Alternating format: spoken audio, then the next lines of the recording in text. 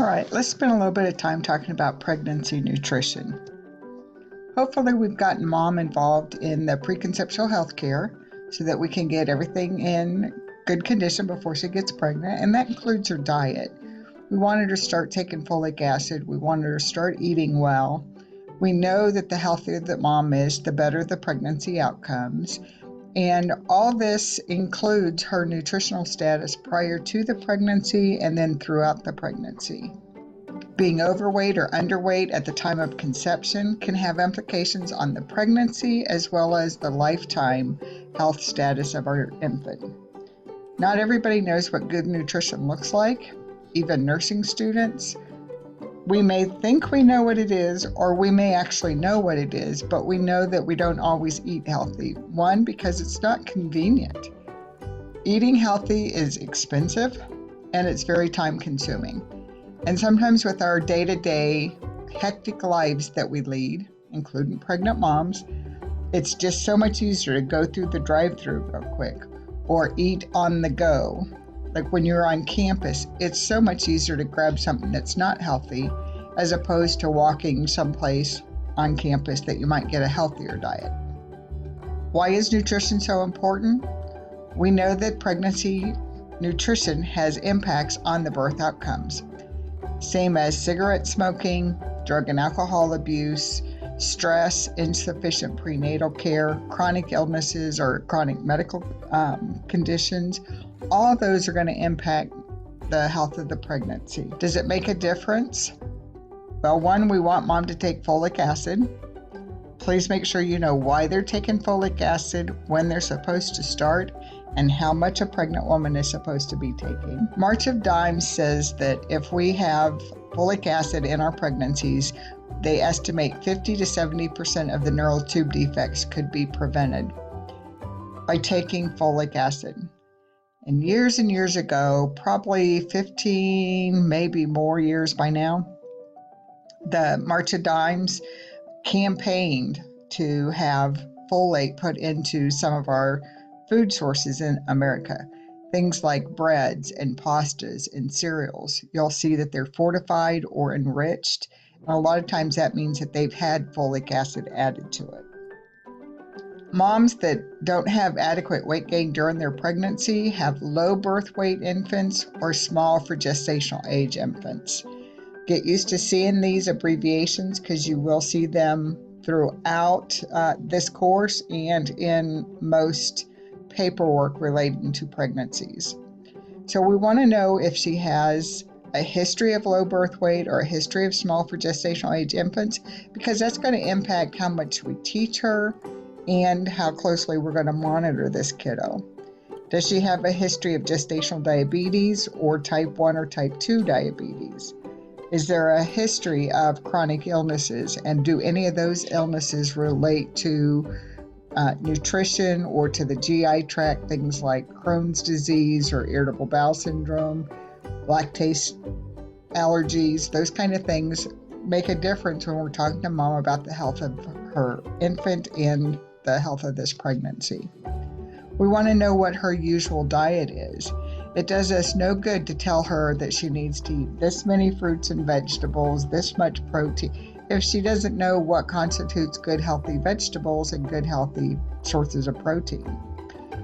And some women are quite surprised to find out that a veggie pizza really isn't, 3 servings of veggies just because there's 3 different type of veggies on that pizza. Just like some of our moms think that they're getting adequate nutrition because they eat a lot of salads. Well, if the salad is just lettuce, then there's not a whole lot of nutrition in that. If they put bacon bits and croutons and all that kind of stuff on it, that again may not be healthy because those are not nutrients that they're getting from that. We want to know what her allergies and intolerances are. What's her socioeconomic status, and does she know of what some of the resources available to her are? Is she able to afford healthy food? Does she have a place to cook and store healthy food? That's all part of socioeconomic status. And then what is her knowledge of healthy nutrition? We want to know how tall she is, what her pre-pregnancy weight is, what her current weight is, Want to calculate her BMI, and there's all kinds of tools out there and a lot of our computer charting systems. If we put mom's height and her weight in there, it automatically calculates the BMI. Does she have any signs and symptoms of malnutrition or obesity? And is her H&H at least 11 and 33? The goals are to achieve appropriate weight gain at an appropriate weight throughout the pregnancy. It's not enough that we want them to gain X number of pounds. We don't want all that weight gained in that first trimester and then they gain no weight throughout the rest of the pregnancy. So not only is it the amount of weight gain, but it's an appropriate distribution and an appropriate increase throughout the pregnancy. We want her to consume adequate nutrition through diet and supplements. And so we have to help teach her based on what she likes to eat, what she can eat, what she will eat, what she can afford to eat. How is she going to put this healthy diet together? And then cope with some of the nutrition-related discomforts of pregnancy, such as nausea and vomiting of pregnancy, like we talked about earlier, or constipation of pregnancy, and how diet might be able to help with that constipation. We want to avoid or reduce harmful practices. We want to be careful about what supplements we have mom take. Not all supplements are healthy during pregnancy. And the problem with a lot of our supplements are that our patients think that they're safe because they bought it at a health food store or because it's a natural product. But the truth is, most of those have not been tested in the population as a whole, much less specifically to pregnancy. So we don't really know what is and isn't safe. We want to teach her about the healthy eating to help support breastfeeding if that's what she's going to do once she has this baby. And the goal is to return to the pre-pregnancy weight within 6 months postpartum. It is certainly not to return to pre-pregnancy weight within that first, certainly before they're discharged from the hospital, but certainly not by their 6-week postpartum checkup. Nutritional recommendations for anyone: increase fruits and vegetables, decrease fats, increase whole grains versus refined or processed foods. We want to increase fiber, avoid alcohol. We do want them to have 2 servings of fish per week. And please look in Richie about what fishes we do want them to have versus which ones we want them to stay away from. So we do want them to have plenty of fluid intake. And we don't want that fluid to all be juices, because most juices on the market today, it comes from concentration, so it's got very little actual fruit in it, but it has a lot of water and a lot of added sugars to give it flavor. And so we don't want all their calories coming from juice that really isn't nutritionally sound. We also don't want all their calories and their fluid coming from milk, because while milk has some nutrition in it, it also, unless you're talking about like fat-free milk, has a lot of fat in it without a lot of other nutrients in it. So some milk is good, but we don't want all the fluid for the day to be in milk or juices, and we certainly want to decrease the amount of coffee, sodas, and those kind of things, because those are empty calories. Maternal weight gain. Know what is expected for a normal weight mom with a normal BMI. Know that the most important part of figuring this out is to figure out what mom's preconceptual weight is based on her height and how appropriate her BMI is to her current height and weight. So for normal women with a normal BMI, in the first trimester, the entire first trimester, that first 13 weeks, we want 3.5 to 5 pounds weight gain total for the entire trimester. And then in the second and third trimesters, we want them to gain about a pound a week.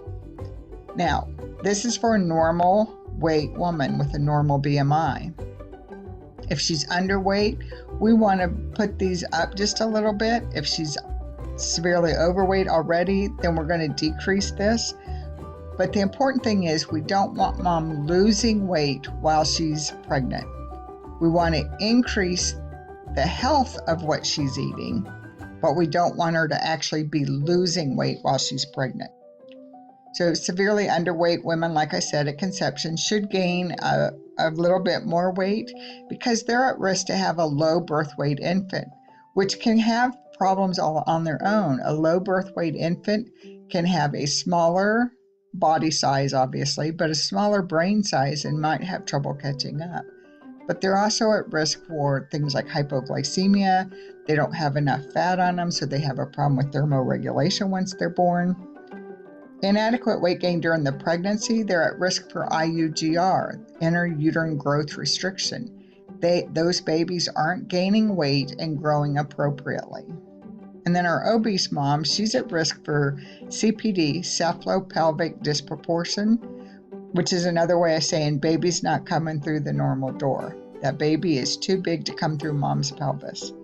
Macrosomia, which is a large baby, which puts baby at risk for sugar complications, hypoglycemia once they're born, increases the risk of a C-section, postpartum hemorrhage, wound infection, increased risk of gestational diabetes, and preeclampsia, which are all going to impact the health of the overall pregnancy. So the recommended weight gain based on pre-pregnancy weight for a normal woman with a BMI between 18.5 and 24.9 is 25 to 35 pounds total for her pregnancy. If she's underweight, we want her to gain a little bit more. Overweight, not quite so much. And then obese, even a little bit less. But they should all be gaining weight because if they maintain their weight, that means that baby is not getting the nutrients because it should be increasing as that baby increases, as the placenta grows, as we produce more amniotic fluid, her weight should go up. And if it's not, it means that she's compromising what she's got on board herself in order to baby build. And that means she's probably breaking down proteins and she's breaking down fat, and that's not healthy for the pregnancy. Here's where the distribution of the weight goes. So we have 15 pounds of fetus, placenta, and amniotic fluid. The weight of that uterus, it increases by 2 pounds, just the muscle mass in the uterus. There's 4 to 5 pounds of increased blood volume. Breast tissue up to about 4 pounds. Maternal stores, things like iron, calcium that's stored in that placenta and other places in mom's body, can add an additional 4 to 6 pounds on mom. And then the interstitial fluid from that increase in the fluid that mom has. Remember, we talked about mom's blood volume doubling during her pregnancy. That's about 4 pounds of extra weight because of that increase just in the fluid mom has. Most increased needs in the diet can be met with deliberate focus on the diet. Weight loss is not recommended during pregnancy, like we said. So carbohydrates provide energy. Fats are necessary to maintain the pregnancy and for development of the fetal nervous system. Proteins provide some energy, but they primarily provide amino acids for tissue growth. And that's exactly what baby building is building that tissue. So some of the concerns we have about protein, we need to have complete proteins. And who's at risk for not having complete proteins? It would be our vegetarians or women who have limited protein intake. And this could be deliberate, such as our vegetarians or vegans, or it could be that they just load up on lots of carbs with very little quality protein. Teenagers need careful counseling. One, because their bodies are still growing, so their body's got to decide whether they're going to take the nutrients for mommy building or if they're going to transfer the nutrients to the baby for baby building. But remember, teenagers are still growing, so they need the nutrients to grow themselves, finish growing their bones, those kind of things, and have enough extra nutrition to allow for growth of the baby. I want you to look up on your cell phones at some point. You can pause this lecture or do it after the lecture, but look up on your cell phone. If a mom came in, and I don't really like to eat meat, I like pizza, or I like to eat at McDonald's, how can you help her find non-meat sources of protein if she's a vegan? or she just doesn't like to eat meat.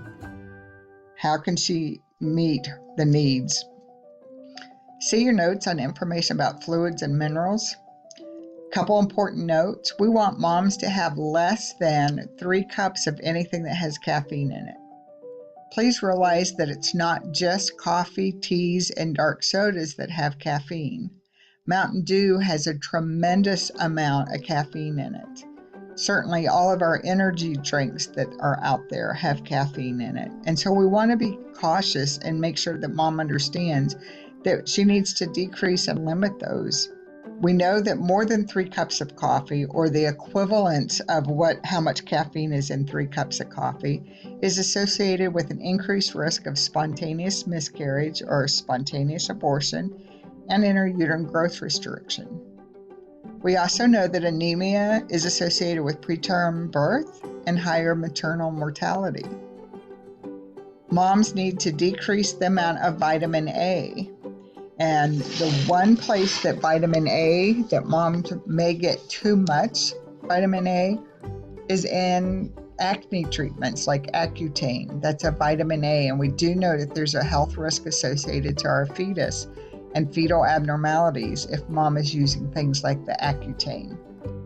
Again, folic acid, we want to make sure that she understands how important that is. Hopefully before she's gotten pregnant, we've had the opportunity to talk to her about that. So most women should be taking folic acid and probably prenatal iron, because it's very hard for most women to get the amount that they need through diet alone.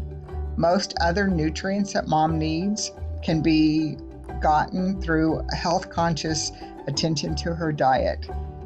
So let's talk about vegetarians for a minute. Vegetarians and vegan diets can be adequate for a pregnancy. They are certainly healthy, but we need to make sure mom understands how to put together a healthy vegan or vegetarian diet. We want to make sure that mom didn't just decide, okay, now that I'm pregnant, I'm going to do everything I can to be as healthy as possible, so I'm going to be a vegetarian now. And so in their mind, that just means that they're going to eat lots of vegetables and they just won't eat anything that has meat to it. Well, if that's the case, she may not understand how to have a nutritionally sound diet. She may not understand how to get the proteins, a complete protein, now that she's not eating meat. Does she know how to get all the minerals and the vitamins through a strictly vegetarian diet? Vegetarians who consume eggs and dairy are going to be much more likely to be able to put together this healthier diet and to get enough protein from those sources compared to the vegetarian that may not have any meat or dairy or eggs or anything like that. So they have to find other ways to get their protein needs. So again, I want you to look at your phone. How does this mom get protein that are not meat sources? How would a mom get folate through her diet? How can mom meet all her calcium needs if she doesn't have dairy? So look at your phones and see what you could teach her in order to get those nutrients through the diet that she chooses to use if she's not eating meats, dairies, or eggs.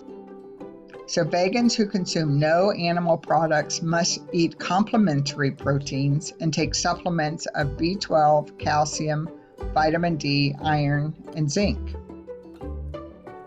I know that I could probably help a mom with a singleton pregnancy determine how to get her increased calorie needs in a healthy way for a normal pregnancy.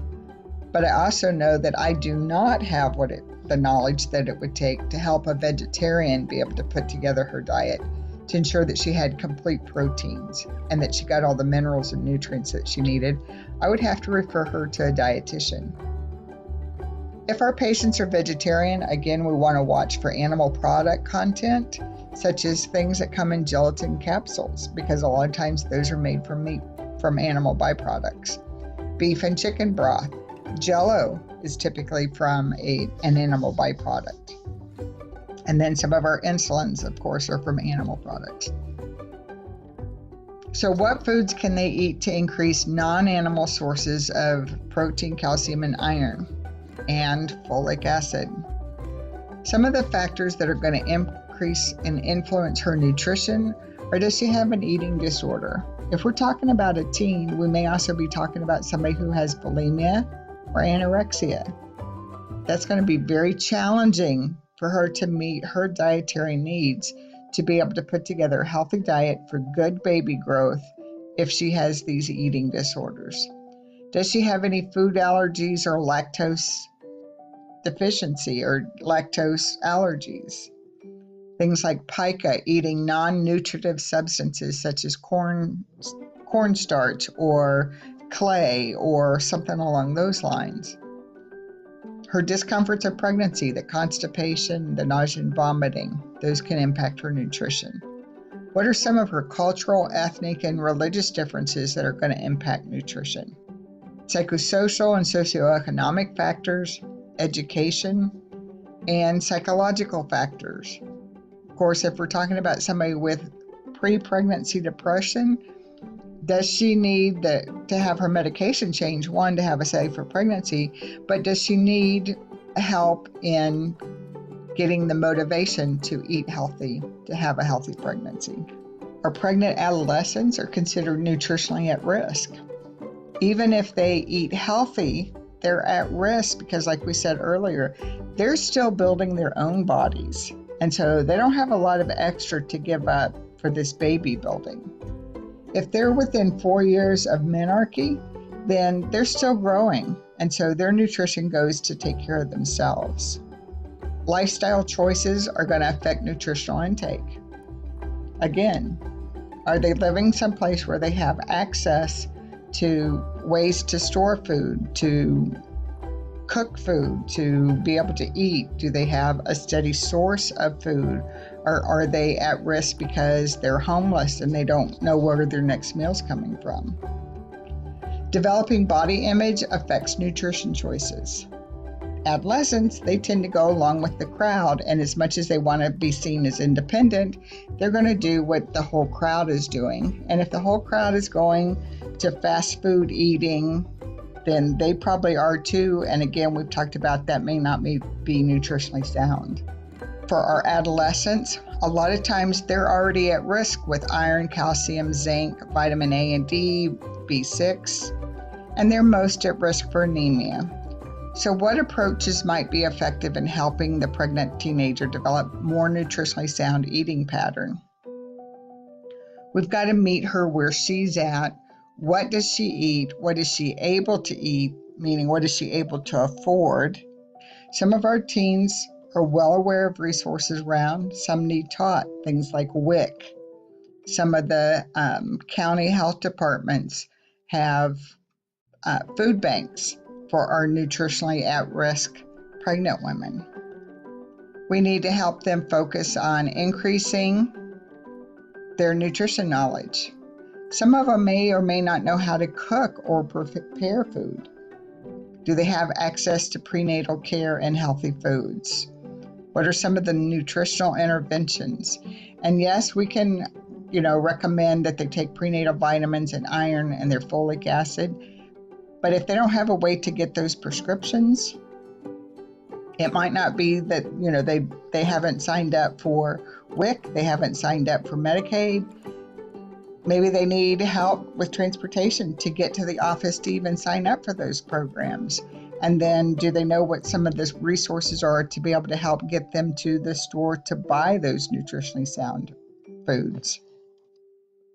And so that's the end of this lecture.